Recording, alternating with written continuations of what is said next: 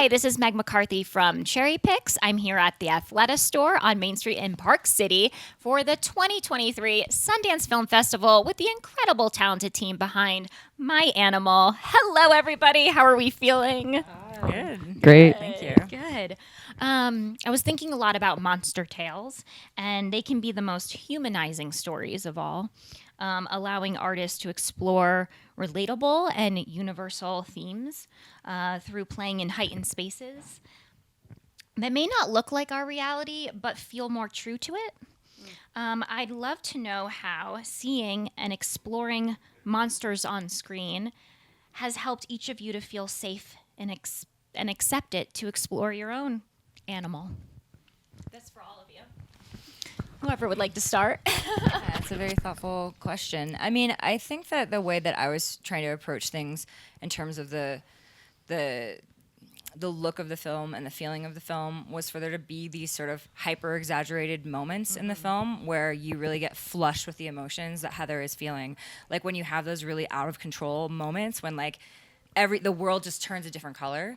And so I really tried to punctuate that in the screenplay and really kind of get you into that subjective headspace that is Heather Anderson and to feel other like Heather does and to feel the same like emotional states and to be very, again, like subjective with the character. So I think like it's all in the service of exploring these things that we're maybe like ashamed of inside of ourselves and the things that we need to embrace internally in order for that to, change ourselves and change our whole environment. Because I think that oftentimes the things that you're most ashamed of are the things that actually define you as an individual and make you who you are and make you, I don't know, the driving force of the thing that you're going to do in your life. Yeah. So. And they're the most humanizing aspects to us, too. Yeah. I think the ones that we try to suffocate and we try to sort of put away. I've had a lot of personal experience with that, so I get that. Yeah. Would you like to speak to that as well? Yeah, sure. Especially, playing Heather, that was something that it was very much my task to explore. I think, it's just such a great metaphor, the monster.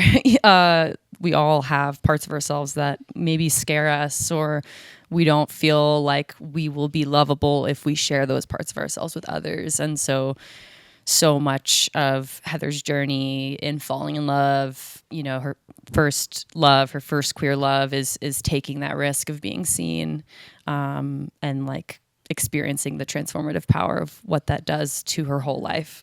Yeah, there's nothing more freeing than showing those shameful parts of yourself to someone and them still at the end of the day loving you. And there's nothing, I don't think there's a better feeling in the world than that.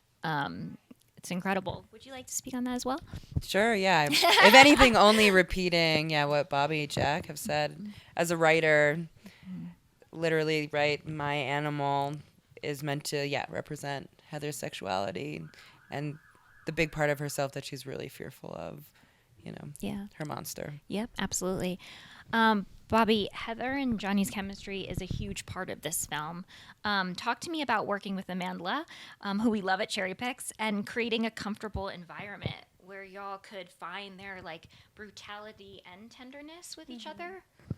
It was such a dream getting to work with Amandla. We've been friends for years, and it just is such a joy, obviously, to get to work with people you already, you know them, you respect them, you love them. It was just such a treat, and to have that trust going into such intimate, intense material was just an absolute gift. And just to have a kind of a matched sense of dedication to the project as well. So, spending a lot of free time, our time off, thinking about, talking through, thinking about what we wish we saw as queer youth on screen and how to show up as fully and vulnerably as we could to those scenes and to those moments that those characters share to make them feel really real and impactful. Yeah, how cool that y'all get to gift so many young people with this representation that maybe we didn't get as much growing up.